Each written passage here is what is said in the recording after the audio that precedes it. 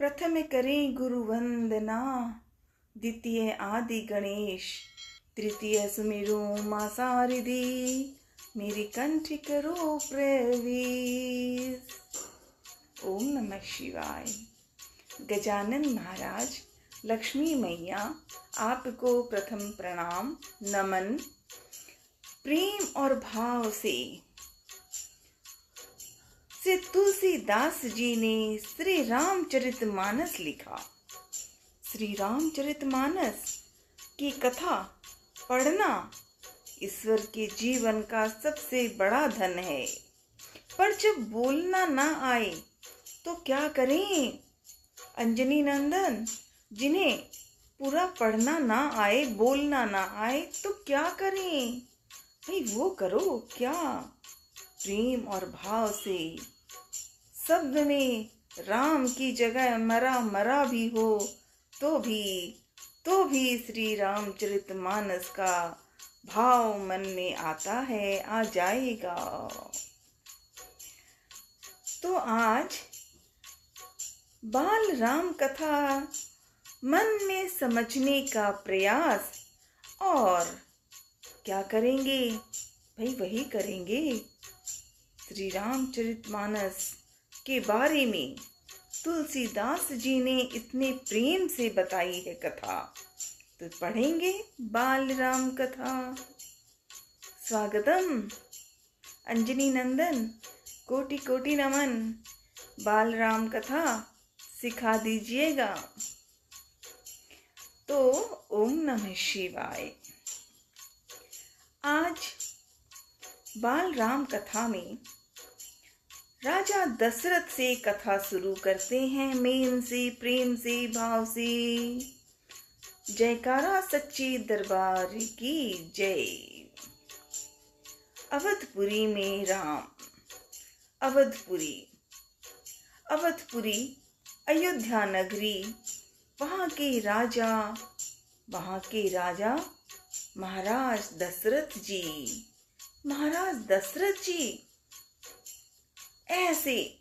ऐसे पुजारी, ऐसे सेवक धम के। उनके पिताजी अज थे, दशरथ जी के पिता अज।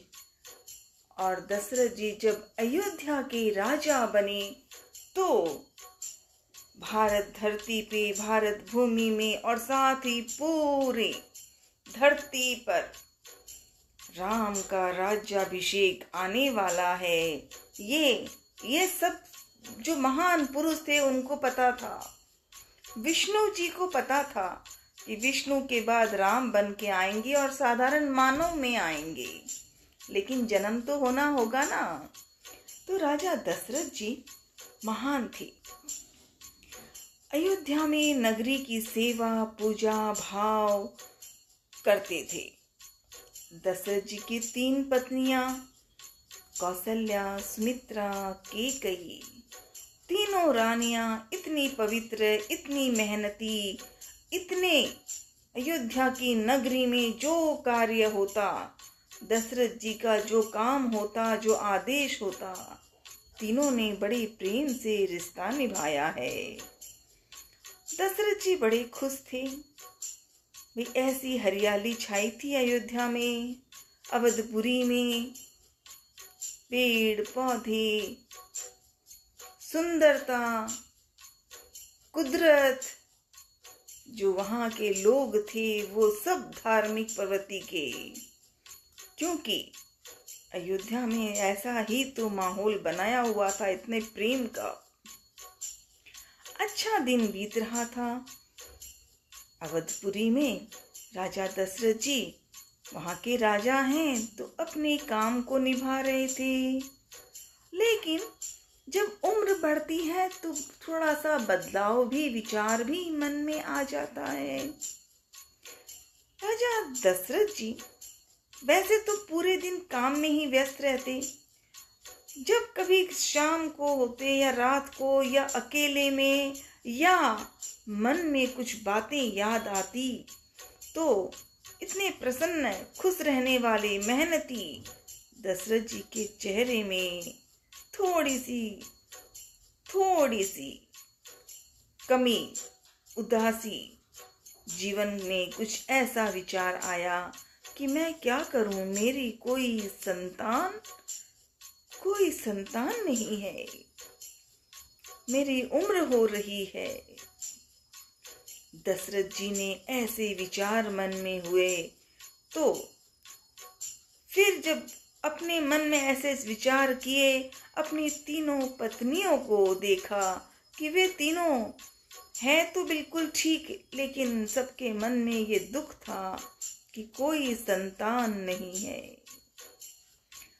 दशरथ जी ने वशिष्ठ मुनि, अवधपुरी में वशिष्ठ मुनि वहां के थे, सबसे बड़े पूज्य आदरणीय। दशरथ जी ने वशिष्ठ मुनि जी को बातें कही।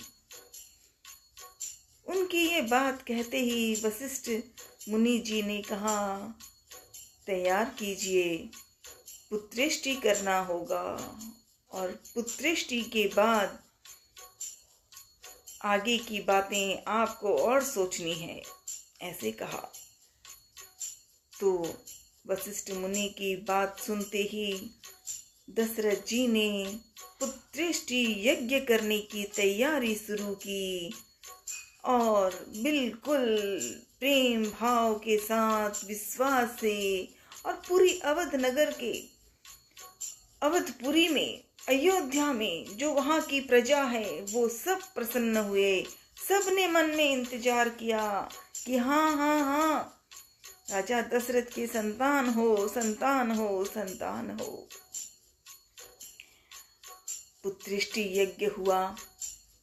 मुनि जनों को जो कुछ जैसे करना था, सारी व्यवस्था विश्वास के साथ पुत्रेष्टि यज्ञ हुआ। हजारों राजाओं के जो राजमहल में हैं या और दूसरे हैं, वे भी वहां आए, ऋषि मुनि वहां आए। सबके आशीर्वाद के बाद दशरथ जी के पुत्रों के लिए पुत्रेष्टि यज्ञ हुआ और उसके बाद दशरथ जी को ये बताया गया कि आपके यहाँ पुत्रेष्टि यज्ञ होगा और उसके बाद आपके यहाँ की जो संतान जो होंगे उनका जन्म होगा। पुत्रेष्टि के बाद तीनों माताएं कौशल्या, सुमित्रा, कैकेयी प्रेम भाव से अपने मन में ही जय जयकार कर रही थी। क्यों? क्योंकि ईश्वर की भक्ति में ही संतान को मांग रहे हैं। यही हमारे जीवन की कथा है। जीवन में, मानव जीवन के लिए अगर संतान की जरूरत है तो पूजा, विश्वास, ईश्वर, जैसे वशिष्ठ मुनि की आज्ञा, वैसे ही जो मुख्य ज्ञान देने वाले हैं उनकी आज्ञा साथ हो। समय बीता। अवधपुरी में तीनों माताओं के गर्भ में जो बच्चे पैदा होने वाले थे वो नवमी के दिन शुरू हुआ। चित्र मास की नवमी में कौशल्या माँ के गोद से एक बेटा जन्म हुआ और वो है राम। राम राम। बधाई हो, बधाई महाराज दशरथ जी, कौशल्या मैया आपको बधाई, राम का जन्म हुआ है। सुमित्रा माँ के 2 पुत्र हुए, 2 पुत्र, लक्ष्मण और शत्रुघ्न, लक्ष्मण, शत्रुघ्न, 2 बेटों का जन्म, बधाई हो। और तीसरी माता कैकेयी के ऐसा बेटा जैसे राम के जैसे ज्ञान पूरी तरह से, तो कैकेयी के पुत्र का जन्म हुआ है भरत। अवधपुरी में राजा दशरथ के 4 पुत्र जन्म हो गए, राम, लक्ष्मण, भरत, शत्रुघ्न। यही तो जीवन है, यही तो जीवन का आधार है। दशरथ जी ने बिल्कुल प्रेम भाव के साथ चारों बच्चों को जन्म देने के बाद से ही पालना ऐसा किया, पालन कि जैसे महाराज दशरथ जी अपने अवधपुर में काम करते थे, विद्या करते थे, सेवा करते थे। चारों बच्चों को ये विश्वास, ये चीजें, ये विचार समझाया। वक्त बीता, तीनों माताओं के साथ चारों भाई, तीनों माताओं की संतान 4 है। कौशल्या का खाली एक राम नहीं है, राम लक्ष्मण भरत शत्रुघ्न। इसी प्रकार तीनों माताओं के बीच चारों पुत्र का जन्म हो रहा, बड़े हो रहे हैं, विद्यालय गए। विद्यालय मतलब गुरु के पास जाना पड़ता है शिक्षा के लिए। वो सब किया, आगे बढ़े, थोड़े से बड़े हो गए।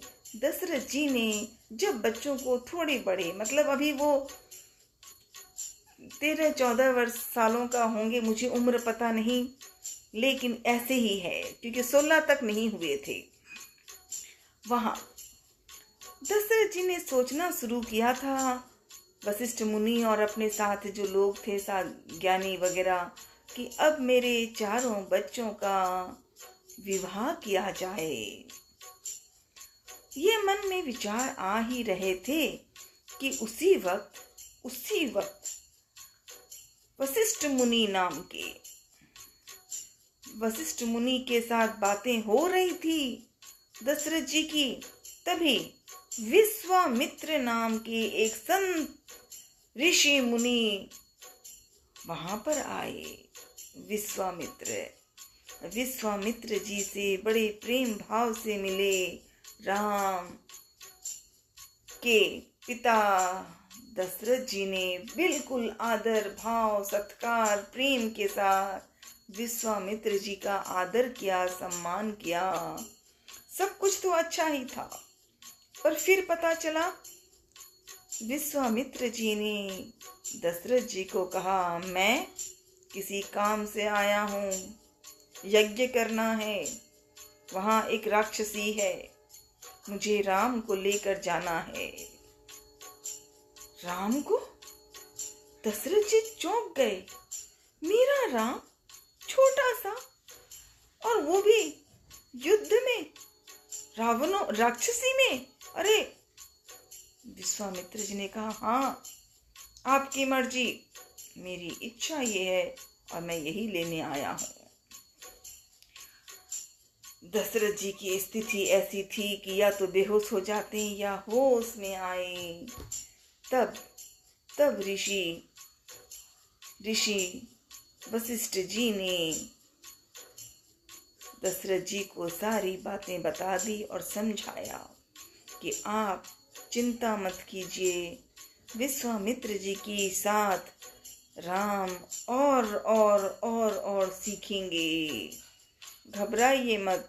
और राम की कोई कमी नहीं है। राम युद्ध के लिए, तैयारी के लिए, शासन के लिए, कर्तव्य के लिए, विश्वास के लिए वो एकदम तैयार हैं। फिर न चाहते हुए भी दशरथ जी ने राम और उनके साथ लक्ष्मण को भी मिलाकर भेजा। दोनों भाई बढ़े, आगे चले। विश्वामित्र जी, फिर पीछे राम जी और उनके पीछे लक्ष्मण जी आगे बढ़े। विश्वामित्र जी ने दोनों भाइयों को युद्ध और भी जो कठिन कार्य करने पड़ते हैं वो सारी शिक्षाएं दी। आगे बढ़े। अवधपुरी से आगे बढ़ते बढ़ते जंगल और जनकपुर की तरफ बढ़ने लगे। पहले जंगल पहुंचे, उस जंगल जहां राक्षसी थी ताड़का ने सभी ऋषि मुनियों को मारती थी। विश्वामित्र जी ने जब राम को बताया तो राम और लक्ष्मण ने तुरंत तैयारी के साथ ताड़का का वहीं पर विश्राम करवा दिया, अगले जीवन के लिए भिजवा दिया। ताड़का गई विश्वामित्र जी के घर। जो पूजा यज्ञ होना था वो हो रहा था। 5 दिन वहां पर प्रयोग हुआ, नया पूजा भी होती रही और राम और लक्ष्मण ने अपनी तैयारी हाथ में रखी, हमेशा सुरक्षित थे। 5 दिन बाद अभी यज्ञ होना ही पूरा था, समय था कि वहीं पर ताड़का के 2 भाई आ गए, 2 मारीच और सुबाहु। उन दोनों के बीच राम ने लक्ष्मण ने ध्यान रखा, तैयारी की। मारीच को मारा पर वो भाग गया और दूसरा भाई, उसकी वहीं पर जीवन की समाप्ति हो गई। वो आगे चले गए तो जंगल में जो ताड़का नाम की राक्षसी थी वो वहां से खत्म हुआ और नया जीवन हुआ, प्रेम और आदर भाव का। वो जंगल जहां डर था आज आनंद ही आनंद छा गया। जब ये यज्ञ हो गया तो राम जी ने विश्वामित्र जी से पूछने के लिए अगला क्या करना है, तो विश्वामित्र जी ने कहा मेरे साथ चलो, जंगलपुर जाना है। वहां शिव जी का, भोलेनाथ का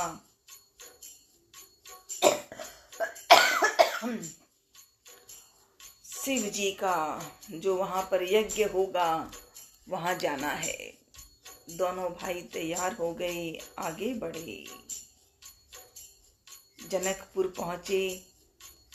जनकपुर के राजा जनक जी, उनकी बेटी सीता का विवाह होना था, लेकिन उसके लिए ये नियम था कि शिव का धनुष जो उठा देगा, तोड़ लेगा, उसी से सीता का विवाह होगा। तैयारी हुई, बातें हुई, प्रजाएं हार रही थी क्योंकि बड़े बड़े राजा महाराज थे, पर जब वो शिव का धनुष उठाने की बात करें तो कुछ नहीं हो रहा था। जनक जी रोने लगे मन में कि अब मेरी बेटी सीता का विवाह नहीं हो पाएगा, क्योंकि शिव का धनुष की कथा है और वो यहाँ कोई उठा नहीं पा रहे।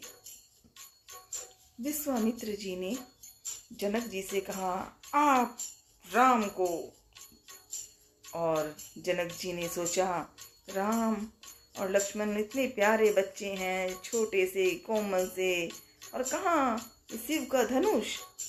लेकिन विश्वामित्र जी ने राम को दिया आदेश। राम जी खड़े हुए, लक्ष्मण जी ने बड़े प्रसन्न के साथ मुस्कुराहट करके चारों तरफ देखा, और जब तक कोई देखते, उठाते, शिव के धनुष को उठाते, राम को तो उससे भी पहले बस शिव जी को प्रणाम किया, भोलेनाथ को, और धनुष को छूना ही जा रहे थे कि धनुष के टुकड़े हो गए। बोल भोलेनाथ की जय। जनकपुर में राम और सीता का विवाह संपन्न हुआ। दशरथ जी को साथ पहले बुलाया। दशरथ जी की बातों से चारों भाइयों की 4 बहुएं आ गई। अब राम, लक्ष्मण, भरत, शत्रुघ्न, उनका विवाह हो गया। राम की सीता, लक्ष्मण की उर्वशी, शायद उर्वशी, राम, लक्ष्मण, भरत का मांडवी, और श्रुतकृति ने शत्रुघ्न के साथ विवाह हुआ। बधाई हो, बधाई हो, बधाई हो। अभी खुशी का आनंद ही हुआ था। अयोध्या में जब ये वापस अवधपुरी में आ गए तो वहाँ खुशियों का दिन था। राजा दशरथ जी ने मन में विचार किया, बस मेरी उम्र बढ़ गई थी, वो तो मेरे पुत्रेष्टि के बाद 4 पुत्र हुए और आज विवाह भी हो गया। बस अब मुझे राम का राज्याभिषेक देना है और विश्राम करना है। दशरथ जी ने विचार किया। फिर वशिष्ठ मुनि जी से बात हुई।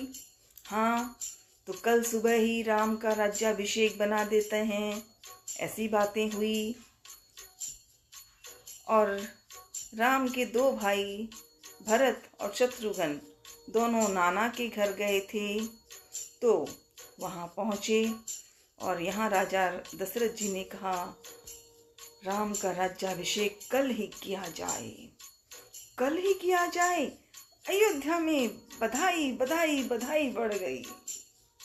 दशरथ जी वे बड़े व्यस्त थे। शाम होने के बाद सोचा, अरे पहले दोनों पत्नियां कौशल्या सुमित्रा को खबर तो दूं कि भाई हमारे यहाँ कल राम का राज्याभिषेक। सोच ही रहे थे दशरथ जी। पहले कैकेयी के पास ही आए। कैकेयी के पास वो पहुंचेंगे उससे पहले ही कैकेयी कोप भवन में पहुंच गई। कोप भवन, हाँ, कैकेयी की एक दासी थी मंथरा। मंथरा ने सारी कहानियां ऐसी बनाई कि कैकेयी दशरथ के पत्नी होने के बजाय 2 वरदान मांगने वाली स्त्री बन गई और 2 वरदान मांग लिए। पहला भरत को राज्याभिषेक देना और दूसरा राम को 14 वर्षों के लिए वन दे दिया जाए। ऐसी कथा बढ़ी। ये 2 वरदान ऐसे आए कि जीवन में दशरथ जी का जीवन अंधेरे में आ गया। राम का वन गमन होना था, क्योंकि अब तो कैकेयी ने कह ही दिया, तो राम का वन गमन जाना है।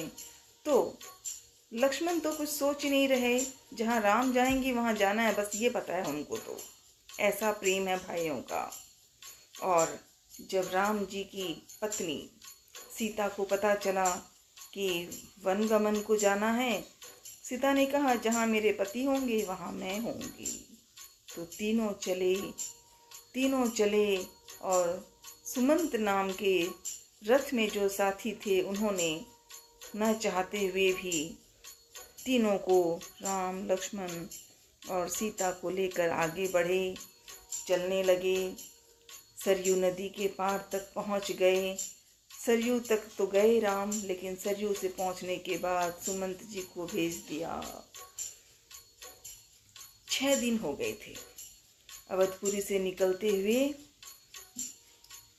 तो वहां जब सुमंत जी घर पहुंचे, अयोध्या पहुंचे, और दशरथ जी इंतजार कर रहे थे। जैसे ही उन्हें पता चला कि राम ने वन गमन के लिए हमें भेज दिया और रथ वापस भेज दिया है, राम के उस जाने दिन से लेके छठे दिन में ही दशरथ जी का जीवन समाप्त हो गया। भरत को बुलाया गया। वशिष्ठ मुनि जी ने भरत को बुलाया। भरत आए। उन्हें भी कुछ दिन लगे वहाँ रहने में। उसके बाद जब भरत आए तो कथा चली। पता चला, कथा नहीं, दुख की घटना। लेकिन कैकेयी के लिए प्रसन्नता थी। कैकेयी हंस रही थी, भरत को बधाई दे रही थी। भरत ने स्पष्ट रूप में अपनी माँ कैकेयी को भी आदर से ना कहकर कहा था कि बस मैं आपसे, उसके ऊपर जो ना सुने हम कहें तो अच्छा है, क्योंकि ऐसा क्रोध हुआ था। और कैकेयी ने मंथरा की बात से ही ऐसा सुना और सब कुछ बर्बाद हो गया। भरत पिता के, दशरथ जी के देहांत की खबर सुनकर रोने लगे। फिर जो श्राद्ध नियम है वो किए और चित्रकूट की ओर बढ़े। चित्रकूट जहाँ राम पहुँच गए हैं।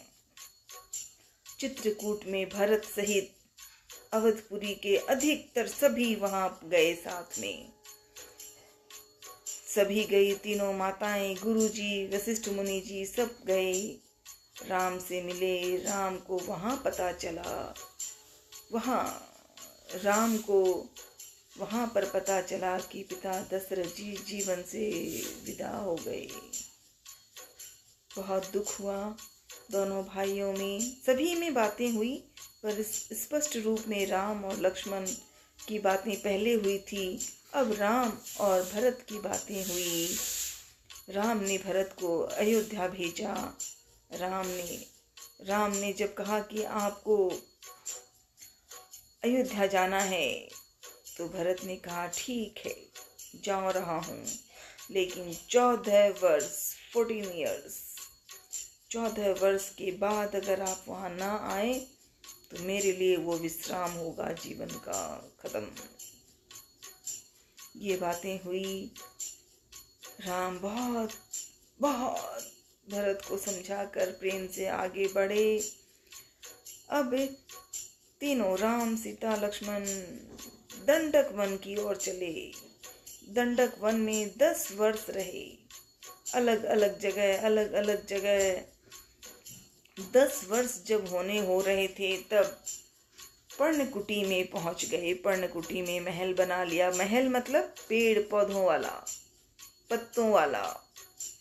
लक्ष्मण सजा कर और तीनों रह रहे थे। अब 6 महीने 10 साल तो हो ही गए। अब लग रहा था कि 14 वर्ष जल्दी हो जाएंगे, लेकिन अभी वो सोच ही रहे थे कि वहीं पर लंका का राजा रावण था। रावण की बहन शूर्पणखा थी। शूर्पणखा ने कैसे राम और लक्ष्मण को, राम को लालच किया, आदर भी करने को बोल रही थी, लेकिन थी तो राक्षसी थी, बुराई वाली भी थी। राम से विवाह करने का मन किया। राम के बाद लक्ष्मण, लक्ष्मण के बाद राम, राम लक्ष्मण, लक्ष्मण राम, दोनों के बीच ये कर रही थी। तो वहां पर शूर्पणखा ने सीता पर क्रोध कर लिया। सीता को तंग करने के लिए, मारने के लिए सोच ही रही थी कि लक्ष्मण ने उसके नाक काट दिए, नाक कान। शूर्पणखा जब चोट लगी तो अपने घर आ गया, अपने लंका में, और रावण को कहा, और भी जो उसके भाई थे उन्हें भी कहा। और प्रयास शूर्पणखा का यही उद्देश्य था कि काम तो उसका अपना था, राम या लक्ष्मण से विवाह करने का, पर जब ये नहीं हुआ तो उसने रावण के बारे में कह दिया, रावण को, अपने भाई को, कि मैं तो आपके लिए एक ऐसी स्त्री को लाना चाह रही थी जो अति सुंदर है, लेकिन वहाँ के लक्ष्मण, वहाँ के भाई ने मेरी नाक कान काट दी। रावण भले ही एक बार अभी तो सोचा भी नहीं था कि किसी को मारूंगा, सीता को या राम को या कुछ और, लेकिन जब शूर्पणखा ने ऐसा सिखाया तो अब दंडक वन में एक नया रूप आ गया, सोने का हिरन। वही ताड़का जो मारी गई थी, उसी का भाई था मारीच। मारीच को रावण ने भेजा हिरन बनाकर, हिरन का रूप धारण कर मारीच आया। और सीता ने कैसे लालच में मन में आया ये पता नहीं, लेकिन सीता ने हिरन को पकड़ने की बात कही और राम और लक्ष्मण के जीवन में अंधकार सा आ गया। क्यों? क्योंकि मारीच सीता को एक कोने में मारीच राम को एक अलग जगह पहुंचा लिया, हिरन को दिखा, हिरन बन कर, और सीता वहां बैठी थी।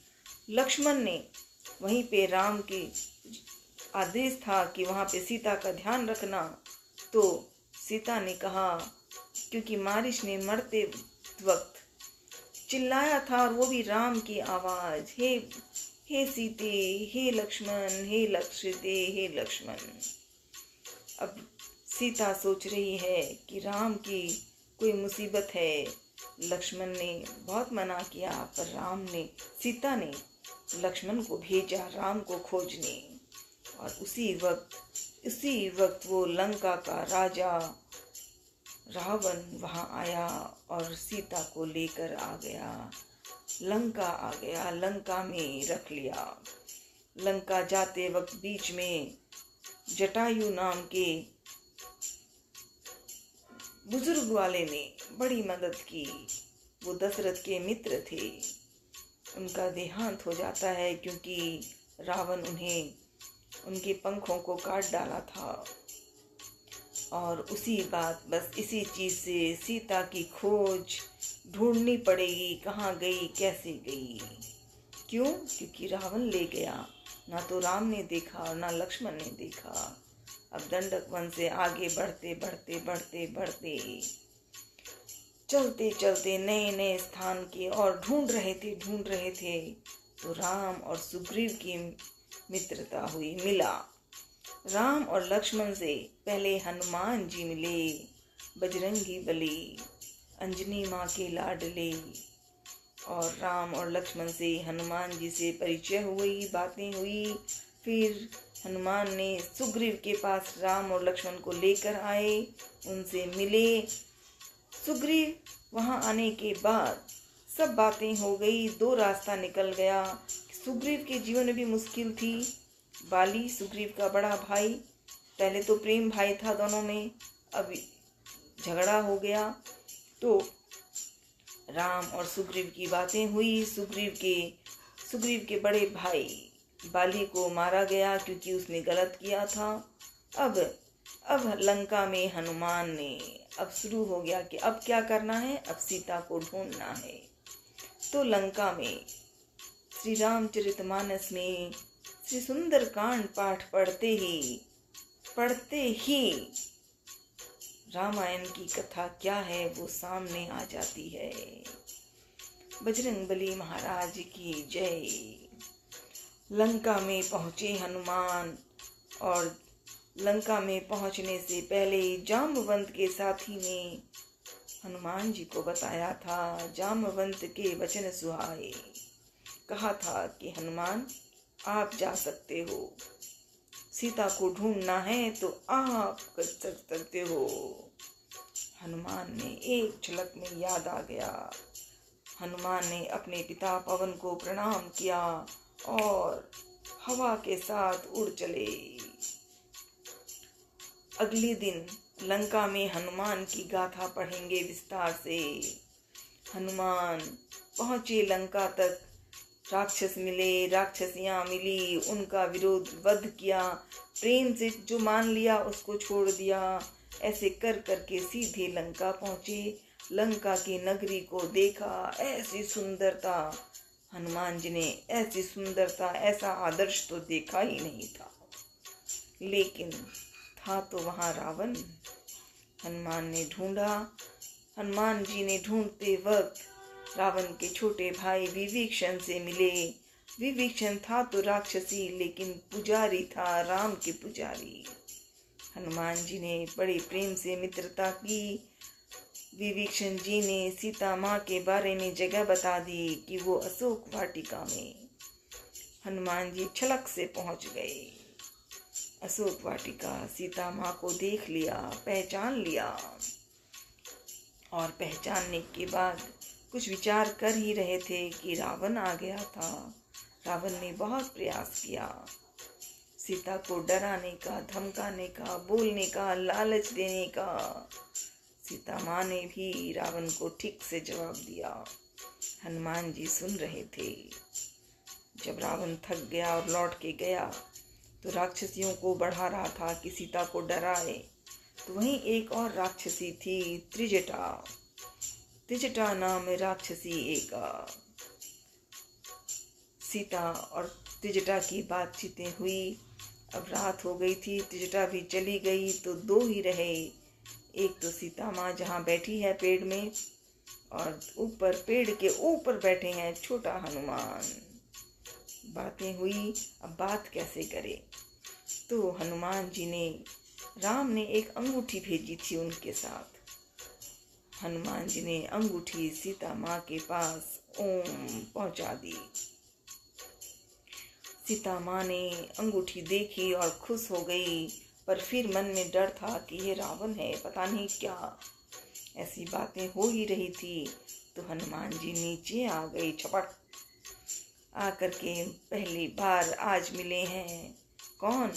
सीता माँ और लाडले हनुमान। दोनों की बातें हुई। सीता माँ को हनुमान जी ने सारी व्यवस्था बताई, सुना दी, कह दी, और ये भी कह दिया कि आप चिंता ना करें, राम जी ने मुझे लाने से मना किया, खाली खबर लेने, वरना मैं आपको अभी लेके जा सकता था। ऐसी बातें हुई। राम की बातें जब हनुमान जी ने सब सुना दी तो सीता माँ खुश हुई, थोड़ा मन प्रसन्न हुआ। हनुमान जी ने सारी कथा कराने के बाद कहा, माँ अब सब कुछ ठीक हो गया। माँ मुझे भूख लगी है, फल खाने की इच्छा है, पर आप कहेंगे तो। ऐसे कहने पर सीता माँ डरती हैं। हनुमान जी ने अपना विशाल रूप दिखाया। सीता माँ का मन शांत हुआ कि ओ मेरा बहादुर, मेरा लाडला। हनुमान जी लंका के अशोक वाटिका के वहां पर जाकर के फल खाने की बात कही। फल नहीं खाने उनका काम था, जो गलत है उसका विरोध, जो अच्छे हैं उनका सहमत। इसीलिए जो राक्षस थे पर गलत नहीं करते थे, प्यार से रह रहे थे, हनुमान जी ने नहीं मारा। विभीषण जैसे राक्षस जो थे वो आदर के वाले थे, लेकिन जो गलत थे उनका विरोध हुआ। अब हनुमान जी ने सीता माँ को लंका में सारी बातें बता दी, पूंछ में आग लगा दी। पूंछ में आग रावण ने हनुमान जी की पकड़ लिया था, और पकड़े तो खुद हनुमान जी थे, देखना चाहते थे कि ये रावण क्या चाहता है, क्या इसको कह दूं कि अब भी वक्त है। तो हनुमान जी ने वहाँ अपना सारा परिचय रावण को सुनाया, सब कुछ किया। फिर रावण ने हनुमान जी की पूंछ में आग लगा दी, जलाने की बात कह दी। जैसे ही उनकी पूंछ में आग लगाई, हनुमान तो हवा है, पवन का लाडला है, पवन को कहाँ देर लगती है, बस एक छपाक लगाई हनुमान ने, और लंका अशोक वाटिका में सब तरफ आग लग गई। दो सुरक्षित थे, जहाँ विभीषण भाई थे और जहाँ सीता माँ थी। फिर सब कुछ करके आ गए हनुमान जी माँ से, और माँ को कहा कि माँ राम जी ने अंगूठी दी थी, आप भी कुछ दीजिए जो मुझे राम जी को देनी है लाके। तो चूड़ामणि दी हनुमान जी को। सीता माँ ने चूड़ामणि दी। वो चूड़ामणि लेके किष्किंधा फिर आ गए हनुमान जी, और सभी साथियों को, वानर सेना को सब बातें बताई। राम जी से मिले, गले मिले राम जी और हनुमान जी प्रेम भाव के साथ। सीता माँ का चूड़ामणि जब दिखाई तो सीता जी उदास हो गए, राम जी उदास हो गए, रोने लगे थे। तो हनुमान जी ने कहा, नहीं नहीं अभी जरूरी काम है, क्योंकि वो बेटा है ना। सीता माँ हनुमान को बेटा बना ली है, इसलिए कितना प्यार था। और अभी हनुमान बेटा है तो माँ की चिंता है, इसलिए राम को ही कहते हैं कि जल्द से जल्द वहाँ चलने की तैयारी कीजिए। लंका में हनुमान पहुँचे थे। अब लंका विजय में सारे लोग चले। राम लक्ष्मण, सुग्रीव और भी वानर सेना और सभी चले, आगे बढ़े। युद्ध चालू हो गया। समुद्र के किनारे समुद्र से बातें हुई, और वहाँ पे रामेश्वर की पूजा की राम ने।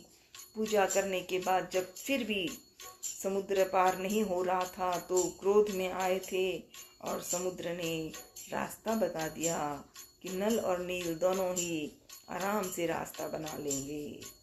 लंका विजय तैयारी हुई, लंका पहुंच गए सब कोई। वहां जाकर युद्ध शुरू हो गया था। काफी युद्ध चला, बीच में दिक्कत भी हुई थी, लेकिन तैयार थे। और वो लंका विजय से अंत में ये निकला कि रावण मारा गया। लेकिन रावण मारा कैसा? अपने भाइयों को, अपने बेटों को, अपने वहाँ के जो राक्षस लोग थे उनको सबको रावण ने मरवाया। उन राक्षसों को जो बुरे थे वो सब मारे गए। उसके बाद रावण मारा गया। वहाँ पर विभीषण को लंका का राजा बनाया, बधाई हुई। अब सीता माँ को देखने के लिए सब गए।